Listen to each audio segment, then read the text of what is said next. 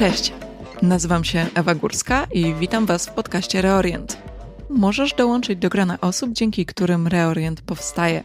Możesz wesprzeć podcast finansowo na patronite.pl/reorient lub stawiając mi kawę na buycoffee.to/reorient. Podcast możesz też zasubskrybować, dodać do ulubionych i ocenić na platformach podcastowych.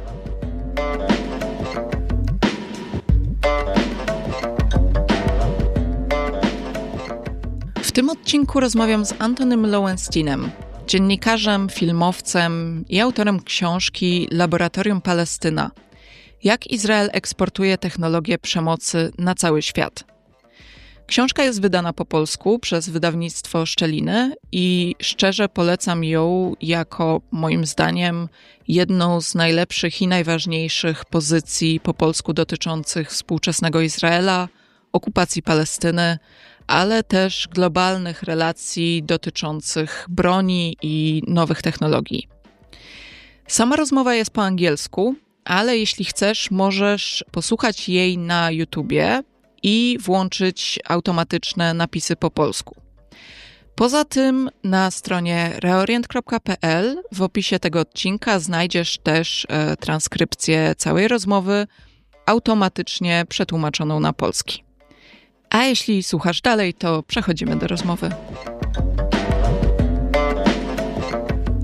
Antony, I'm really happy you're here on the show, or actually two shows.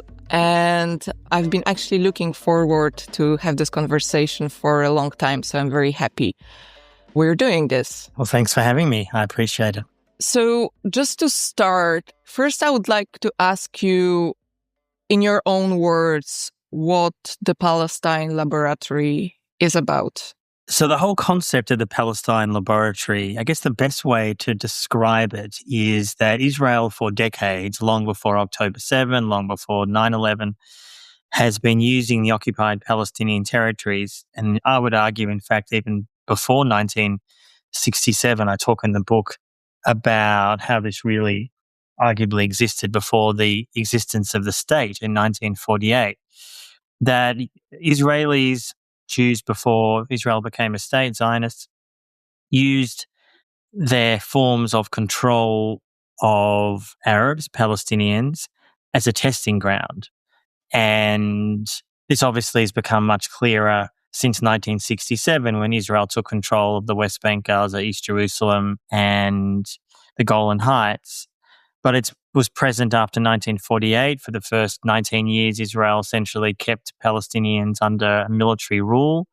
I mean, that's often ignored or airbrushed in much of Western ideas. What's amazing to think now that for much of the global left, then they saw Israel as a socialist paradise. They went to the kibbutzes in Israel. I mean, it's absolutely insane to think about that now because it was a complete fraud. I'm not saying the kibbutzes themselves, they existed and there was a degree of socialism there. That's true. That part's not a lie. But there were no Arabs. There were no Palestinians. They were somehow invisible and no one seemed to want to ask that question. So where are the Arabs? Where did they suddenly go? In fact, often the Jews used the Arabs as labor, apart from having the fact that they'd taken their land after 1948. So the Palestine Laboratory, I think, really, yes, it started before 1967, but it certainly accelerated. 1967, obviously, was the Six-Day War when Israel took control of those territories I just mentioned. And essentially, the whole range of techniques and tools that Israel has been using for so long to control Palestinians, to manage them, so to speak.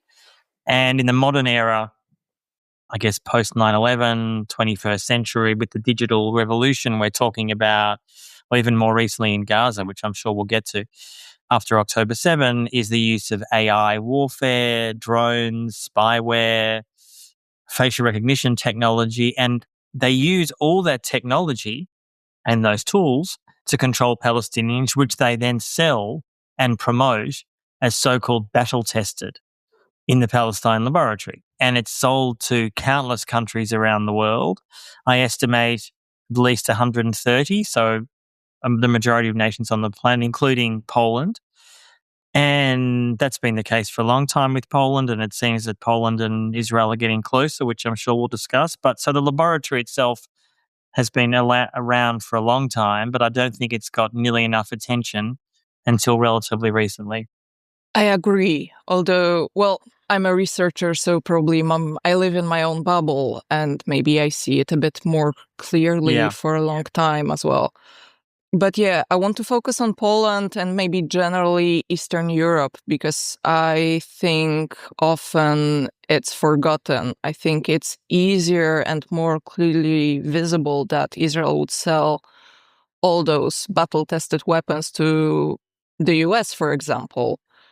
But which we they're doing. forget. Yes, which they are doing, of course. have been doing for a long time, yes. Well, that goes both ways. US is also selling a lot. Yeah, exactly. But when it comes to, for example, Eastern Europe, when it comes to Poland, which seems like a, Eastern European or Central Eastern European, depending who you talk to, democracy, or when it comes to the Ukraine and the war or aggression by Russia there, it seems somehow invisible. So, yeah, I would like to ask you about that.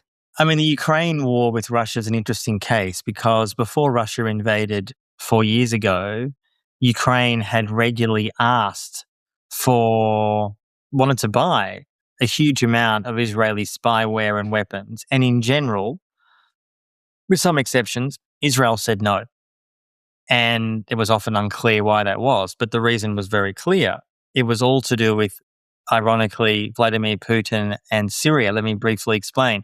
Before Assad fell a few years ago in Syria, there was obviously a brutal civil war that killed, 500,000-600,000 people. Russia essentially entered that war about 10 years ago on the side of Assad and had control of the skies. They were using their warplanes, regularly bombing, killing huge amounts of civilians. And Israel wanted freedom of the skies for its own purposes in Syria to target what they claimed were terrorists or Hezbollah. And they therefore had good relations with Putin and Russia, which they generally did. So therefore, when Ukraine, under Zelensky, who's obviously been a president for a long time, would make requests to Israel for spyware and other tools, Israel largely said no. And interestingly, in the last 4 years since the war has continued with seemingly no end in sight, Israel has actually not still sold huge amounts of weapons and technology to Ukraine. They have sold some. There was some pressure during the Biden administration to do so. There's been no pressure, as far as I'm aware, since Trump came back to power, to pressure Israel to allow them, allow Ukraine to buy weapons.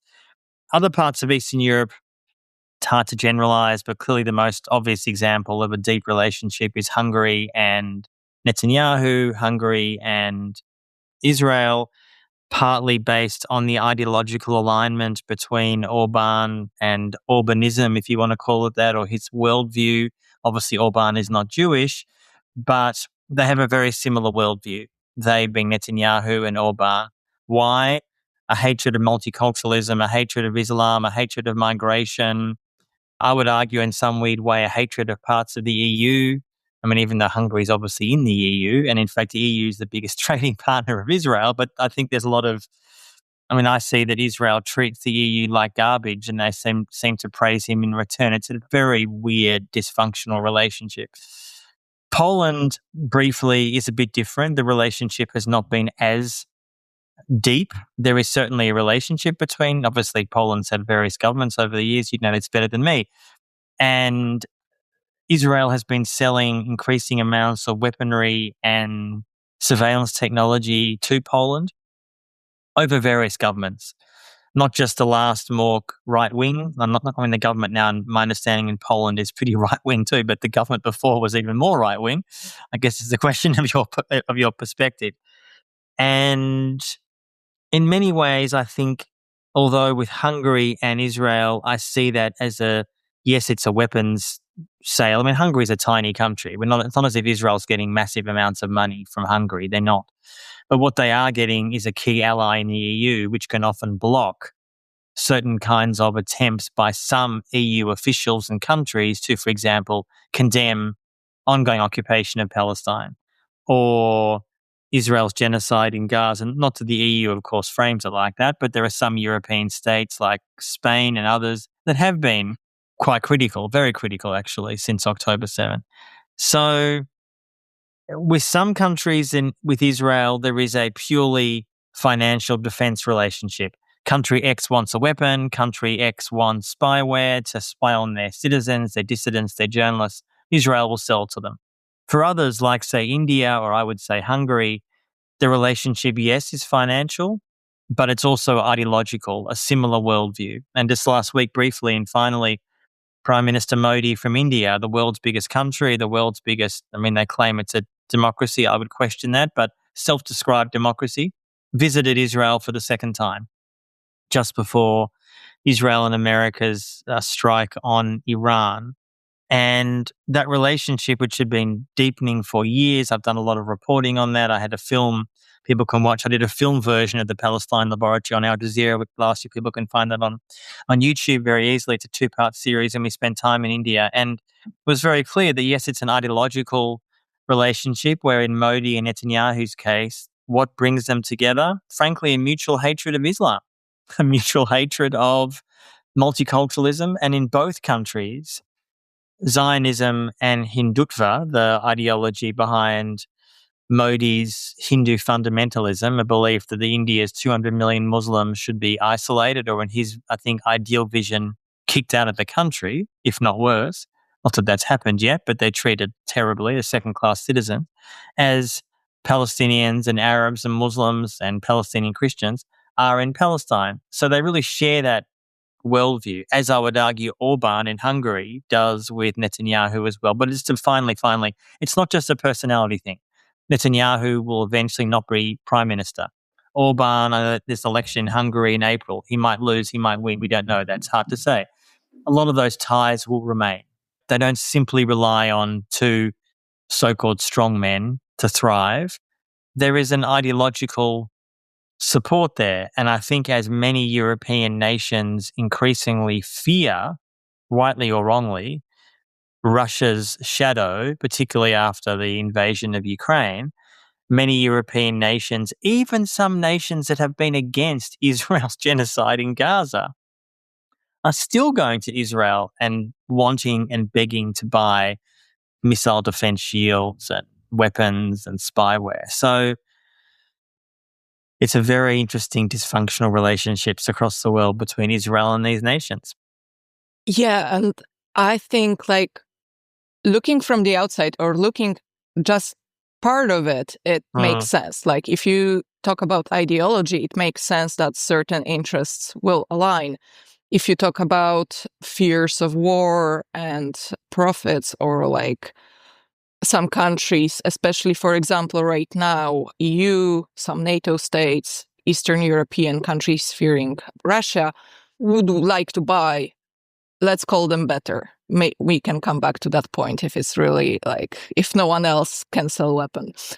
But those interests also would align. But then when we come back to, for example, Poland, Russia, Ukraine, it becomes a bit chaotic at the first sight because Israel aligns with Russia, but then Poland is actually buying weapons to defend itself from Russia and to sell weapons to Ukraine. So what the heck, actually? Yeah, that's correct, but Israel doesn't care. And frankly, I don't think Poland does either. And I would argue much of Europe doesn't care. And the idea that a nation like Poland is increasingly keen to buy Israeli drones and spyware and weapons that have been directly used and tested on Palestinians, again, before October 7, but certainly since, in Gaza, the West Bank and elsewhere, when there is Israeli leaders, Netanyahu and Yoav Gallant, the former defense minister, are wanted war criminals for war crimes and genocide. The idea that a state like Poland would be attracted to that. Now, if you ask them, I'm sure they would obfuscate and say, well, no, we haven't got an opinion about that, or maybe they support what Israel's doing. They possibly do. I think Poland in general, from my understanding, correct me if I'm wrong, has been relatively supportive of what Israel's been doing in Gaza, certainly in a practical sense, rhetorically not always. Yes. I mean, essentially the EU has made a political decision for years, with very few exceptions, to allow Israel to get away with literal murder. Again, I thought this and wrote about this long before October 7, that there is every country is different in Europe, but the most powerful ones, say Germany. I did a film last year called Germany's Israel Obsession, which I guess pretty much speaks for itself what that means. It's basically Germany, and I'm a German citizen. I'm an Australian. People can tell my accent, but I'm also a German. And Germany is fanatically pro-Israel, which basically means a insane and very problematic crackdown on any kind of show of pro-Palestine sentiment. And for them, the German elites, much of the German media, and I would argue much of the European elites, especially nations that were complicit in the Holocaust, which clearly does involve and include Poland, there is this deluded belief that by blindly supporting Israel, you are atoning for your sins. Now, they don't always word it like that. The Germans sometimes do. And I know that there is a very unresolved denialism amongst many in Poland about their ancestors' deep and historically based complicity in the Holocaust, right? And that debate, I know, now and then flares up, and there's some Polish official or Polish journalist or Polish historian who kind of pops up and says, well, the Germans forced us to do everything, or we didn't, we were fighting back. Of course, there was Polish resistance, yes, but the fact is the vast majority of Poles did nothing, said nothing, and many of them were complicit in the genocide of the Jews. I mean, that's just the fact. And yet, despite that, and the fact that Israel has too often, I think, turned a blind eye to that, the fact that you have a major European state that can't even accept its own complicity 80-odd years ago in the death and murder of Jews, are happy to pal around with and make out with, frankly, Israel. And I think it just shows that, in some ways from the Polish side, I understand that. I mean, it's completely shameful and outrageous. From the Israeli side, it's just shameless self-interest because they want to make a friend and they want to sell weapons and spyware. It's not much more complicated than that. Yeah, looking at it from a Polish perspective or like political narratives, I would say that somehow politicians and large part of Polish society is able to divide two things. So officially, we're all against genocide in Palestine, but our own security because of Russia's aggression and the fear of war, and this is something different we need to buy. Yes. But what does that actually mean in terms of, let's say, economy, for example? How much does it change that so many states and also Europe is buying weapons from Israel? How supportive is that of genocide, in your opinion? Hugely, because there's two questions. There's obviously the economic question, how much money a state's spending. I mean, Poland, like Hungary, is a relatively small state, not a huge population, not hugely influential. No offense to the Poles, but it's not a hugely influential country. I say the same about Australia, just so I'm not picking on Poland. So Israel is not partnering with Poland simply for the huge amounts of money. The money is, relatively speaking, not a great deal. There is a desperate need that Israeli officials have had for years and years for so-called acceptance and legitimacy. Now, what does that look like? That can look like a range of things: buying weapons, voting in a certain way at the UN, Polish leaders coming to Israel, vice versa. It can mean a range of things. And to me, what it says that a state like Poland is willing to overlook Israeli actions in Palestine and continue to buy drones or spyware or other weapons, allegedly because they fear Russia or Putin, means that they don't see Arabs or Palestinians as deserving life. And I say that because if you are buying those weapons and spyware, which and I am saying to people because the evidence is there, has been tested on human beings, then you are willing to overlook the fact that Israel has killed 70 to 100,000 Palestinians in Gaza. It may well be more, we don't know. And many of the weapons and spyware and drones and quadcopters, which are basically killer drones, and AI warfare, a whole suite of tools and weapons are paraded and promoted to states like Poland. And many states like them find that very attractive. And in some ways, it's not so much to replicate annihilation in Gaza. As far as I'm aware, Poland is not about to annihilate its neighbour. Let's hope not. But if there is the potential of a Russian aggression or invasion or occupation or something in the coming years, and I'm not saying, by the way, just so listeners think I'm not taking that seriously, I'm not ignoring the fact I don't live in Europe. That's true. I live very far away. But I'm not ignoring the fact that Russia and Putin, I think, do have expansionist views. I think that's pretty uncontroversial to say. I'm not suggesting I think they're about to invade Poland tomorrow. I don't think that. But the idea somehow that this expansionism and idea of almost undoing history will stop with Ukraine, I think is delusional.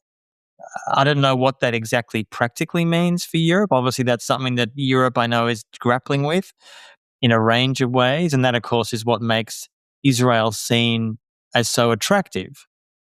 Because, as I said, the EU and Israel are the biggest trading partners with each other. They're very close. Officials in Brussels are willing to overlook Israeli occupation or war crimes or genocide or settlement building or settler violence or profound racism, or the fact that a majority of Israeli Jewish citizens in polling, a majority in the last 2.5 years, are saying in polls, POLLS, not POLES, in public surveys, that they support ethnic cleansing of Palestine. I mean, this is not some fringe idea in Israel that there was a couple of crazy people like, Ben Gvir and Smotrich, these extreme ministers. And those two men obviously are fundamentalists and genocidal. But the sad reality is that a majority now of Israeli Jews often share their beliefs. I'm not saying every Israeli Jew, I'm saying a majority do. And therefore, if a state like Poland partners with that kind of state that is facing serious allegations at the ICJ and the ICC, you as a state are using and deploying and buying weapons that have been credibly accused and with huge amounts of evidence to have been complicit in, if not genocide, and I do see what Israel is doing in Gaza as genocide, war crimes and crimes against humanity. That is what Poland is partnering with. And their eyes are open when they're doing that. So what did? You are talking about it basically all the time, but to organize it. So what did October 7th and the ongoing genocide change when it comes to arms trade? Something I often get asked is, doesn't October 7 show that nothing works?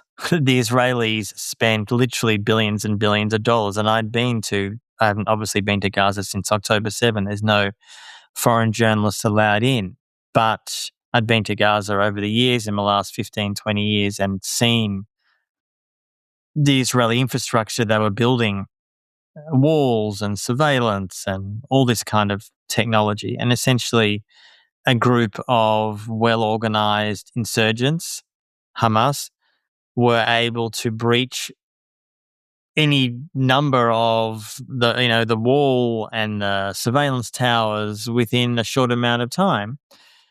And there has been, at least publicly, very little reflection on that, because huge amounts of the Israeli defense sector had invested in all that so-called security, which literally failed. But one of the things that's become clear to me over the last 2.5 years since October 7, it wasn't in some ways really a technology failure. I mean, on one hand, yes, the technology did not work particularly well. It was disabled by Hamas very quickly.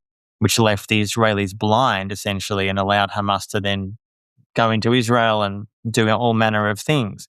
In some cases, in my view, commit hideous violence and terrorism. There's no question about that. But it wasn't so much a failure of technology. It was a failure of imagination. It was an imperial hubris. There was a belief amongst many in the Israeli military establishment, political establishment, and frankly, media establishment, that Palestinians in Gaza, including Hamas, would be content seemingly forever because they were being paid off by Qatari money that, as people may be aware, Netanyahu himself was facilitating the money literally going into Gaza in suitcases, cash, to assist Hamas to keep them in power. I mean, that on its own should be a reason why Netanyahu should not be in power, for Christ's sake. But here we are, 2.5 years later, there's an election in Israel this year. He may well win. Don't even get me started on that.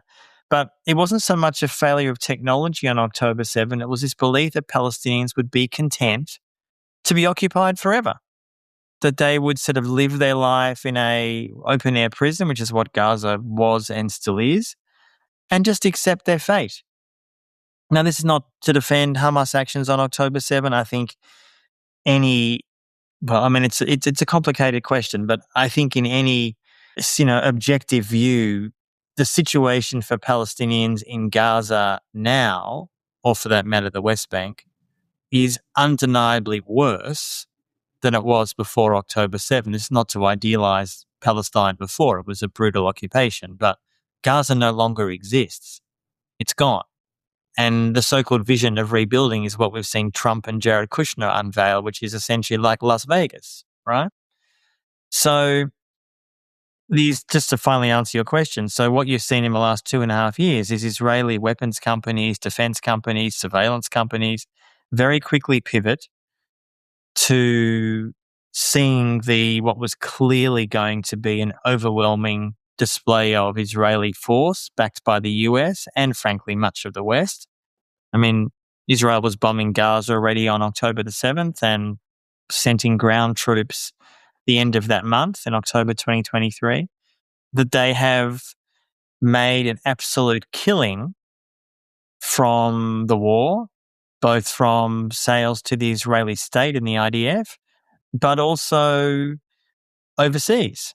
The latest figures we have for the Israeli arms industry, we haven't got the figures yet for 2025. We should get those in a few months. But the figures we have for 2024, this is from the Israeli government, so you can take it with a grain of salt, but I think it's relatively accurate. It was just under $15 billion US. And the biggest trading partner for weapons was Europe. And I think there's a very good chance that when we get the figures for 2025 in a few months, that figure will be even higher. From probably Europe, Germany, I'm sure Poland will be in there, no doubt. So the Israeli arms industry and surveillance industry is doing very well. Thank you very much. Yeah, I'm sure Poland will be there and is there. I know that there is cooperation, and I know that Elbit is very interested in selling weapons to Poland right now, and I'm sure the deals are being made. But let's go back for a second to my question from a few minutes ago. So is there no alternative apart from idealistic worldview in which we are able to disarm and not have wars anymore, and humankind will change itself and will not wage wars and technology will not be part of it? But why is Israel or seems to have monopolized the world and arms trade, and is there no alternative? I think there is an alternative. I don't want people to listen to this podcast and just think, oh my God, everything is hopeless. I mean, things are pretty grim. We're recording this when there's a, frankly, out of control war in the Middle East. I mean, things are incredibly dark at the moment. So I'm not going to give people false hope. But look, Israel is around the 8th biggest arms dealer in the world. They're not number one. America's number one. Israel, I don't think, is ever going to beat America. Israel is a tiny country. America is a superpower of 340 million people. I think it's a superpower in decline, but it remains a superpower nonetheless. And there is an alternative. For example, before the October ceasefire in Gaza, which frankly has been a sham because there's been hundreds of Palestinians who've been killed during the so-called ceasefire since. Spain, in some of the biggest examples ever, cancelled around $1 billion of contracts with Israel. And as a sign that they oppose what Israel was doing in Gaza and frankly beyond. And I have no indication that those contracts have been re-signed. I'm not saying Spain is an idealistic state. They have their interests, and would not shock me at all if in months to come if one reads that they quietly have re-signed it or they've gone back to Israel. I mean, publicly, the leader of Spain, Sanchez, remains critical of Israel, to be sure. He's opposed the bombing of Iran.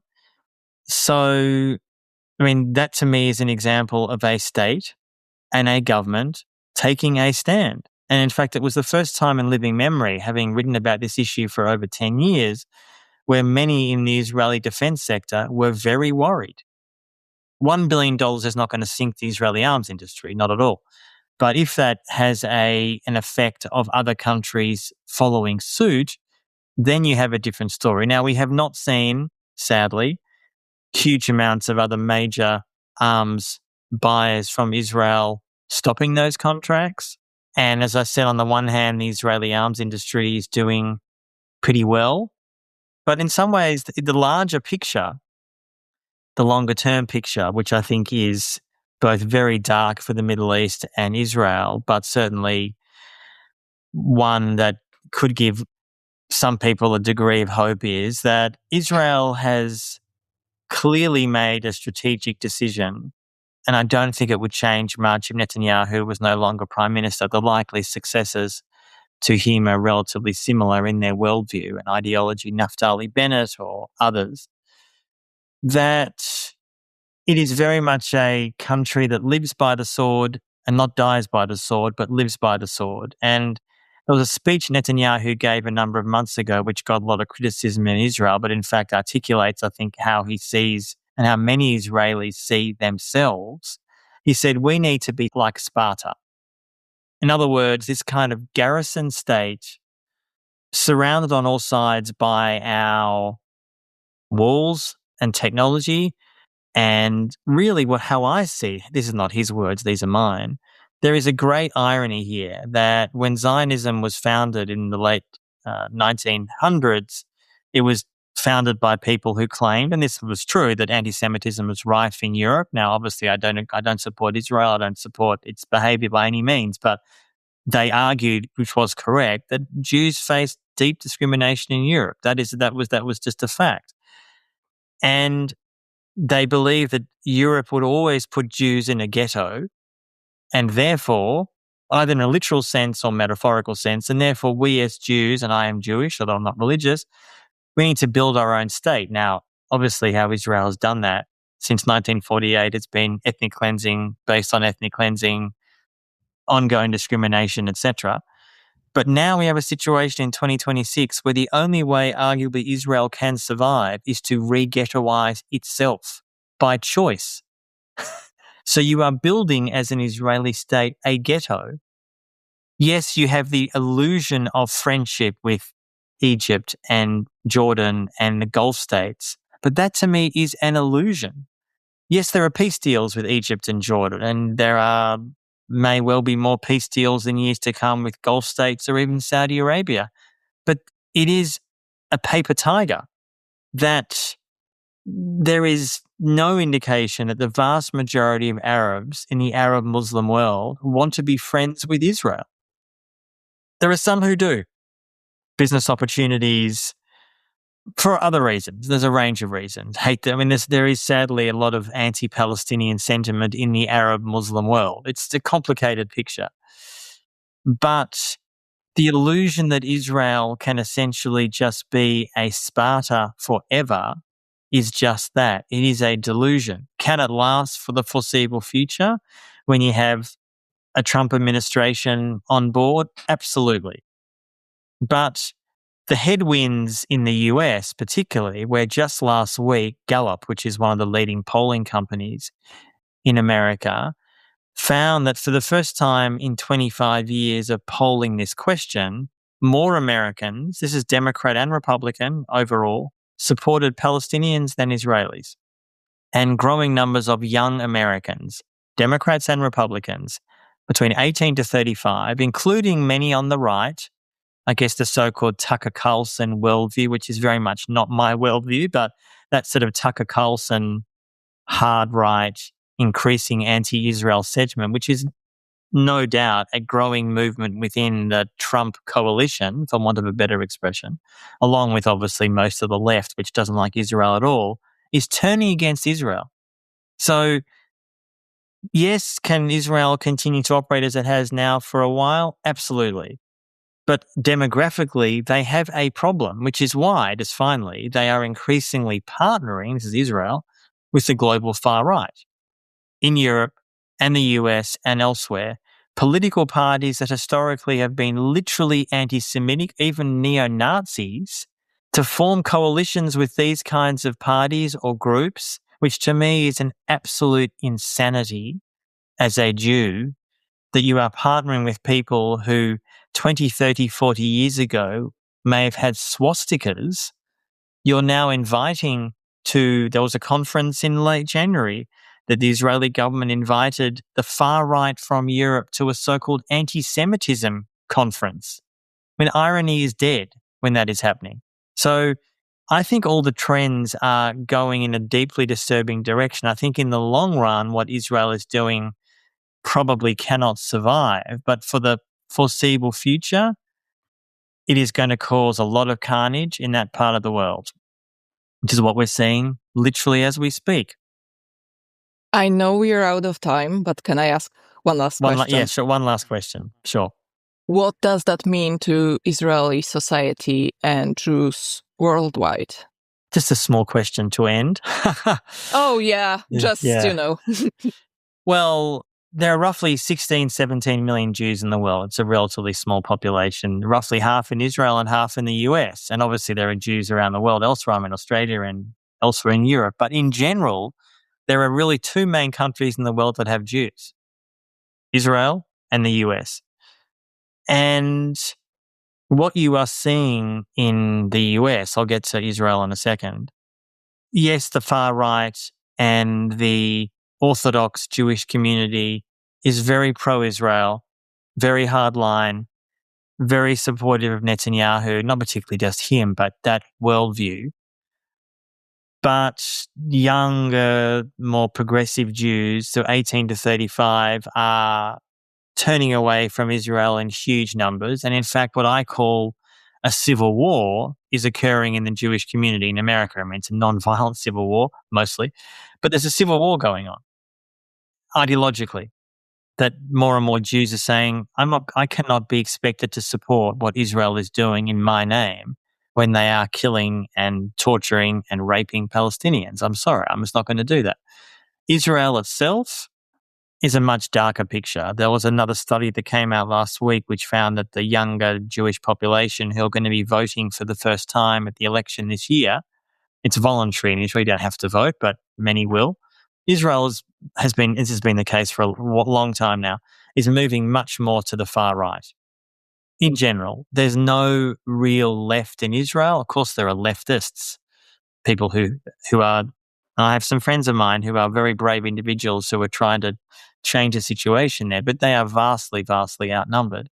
Israeli society itself is increasingly sharing a mindset with what I would compare to white South Africa in about 1985, which is the ghetto mindset. We can do what we want. We have a superpower behind us, which in Israel's case is for sure true, the US and frankly Europe and frankly much of the Arab nations for now. No one can stop us. We are going to expand our territory, whether it's Palestine, Lebanon, Syria, potentially Iran, either a formal occupation or a more informal arrangement.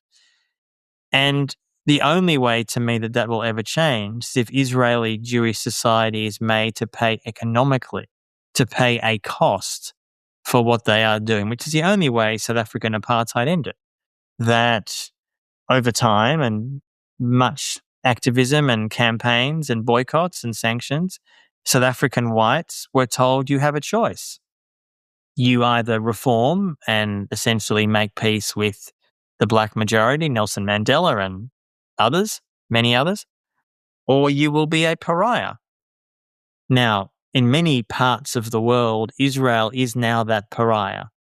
That's not reflected at the political elite level, of course. You don't hear that from Brussels or Washington or London at all. But in poll after poll after poll in the last 2.5 years, Israel's image is in the toilet. It's tanked. And I do not radically see that changing. I just don't. And that means that Israeli Jewish society will have to be made through economic pressure and pain to recognize that what they are doing, I would say to the Middle East, but particularly to Palestinians, is an abomination and will not be supported by the world, by the civilized world. We are not at that point yet, clearly, but the last 2.5 years have pushed that very, very far along, very quickly. As I said, this is not based on an opinion, it's based on actual polling in country after country after country. So, and just finally, one thing that I've said a lot, and it's worth repeating here, is that to me, Israeli actions in Palestine, Gaza, the West Bank, and frankly, what we're seeing now, just there was a lead piece in the New York Times just today saying, why is America bombing Iran? Principal reason, Israel had been pushing them and pressuring them for a long time, and eventually they caved. It's a bit more complicated than that. It's not quite as neat as that. But see, when that sort of thing is said, what do you think that happens to people's brains across the world? I'm telling you, it leads to anti-Semitism. I'm not saying it's not true. It's obviously true. The New York Times didn't make that up. Their reporting off on this issue is terrible, but they did some good reporting last 24 hours, and Netanyahu and the Israeli government has been pressuring the Trump administration to bomb Iran, to conduct a regime change operation. Trump, for a range of reasons, clearly in the end agreed, and this is where we're at. And the effect of that is that you start attracting the Tucker Carlsons of this world, who, in my view, yes, is increasingly critical of Israel and talks about, I don't know if he uses the word genocide, but certainly is deeply opposed to what Israel is doing. But I do not see his agenda as pure. He's constantly talks about wanting to maintain a white race in America. The idea of partnering with this kind of guy to me seems insane, but Israeli actions have led to this moment. So I think increasingly it is putting Jews in a very, very difficult position. And that's why for many of us, and I've been doing this for over 20 years now, the so-called establishment mainstream Jewish community in virtually every Western country, US, UK, Europe, Poland, Australia, the fact that they are giving and have been giving for years 110% support to Israel, regardless of what it does, whether it's Gaza, West Bank, Iran, whatever, is so destructive and endangers all of us. And this is why many of us not just oppose it, but are having to build alternative organizations, because those organizations are so complicit and making all of us less safe. We are in a very precarious moment. I'll leave it at that. It's a very sad summary or ending to the conversation, but I also hope that what you mentioned before about hope will also maybe inspire at least some listeners that there are things that still can be done, yes, and the world can be a better place. Definitely. I have to believe that too. Yeah, so we can continue. Antony, thank you very much. It was great to have you here and great conversation. I appreciate it. Thanks for the opportunity. I appreciate it as well. Thank you as well. Thanks. Pleasure. Dzięki za wysłuchanie tego odcinka. Jeśli Ci się podobał, możesz dołączyć do grona osób, dzięki którym Reorient powstaje. Możesz wesprzeć podcast finansowo na patronite.pl/Reorient lub stawiając mi kawę na buycoffee.to/Reorient. Podcast możesz też zasubskrybować, dodać do ulubionych i ocenić na platformach podcastowych. Dzięki temu nie przegapisz nowych odcinków, a podcast może zyskać nowe słuchaczki i słuchaczy.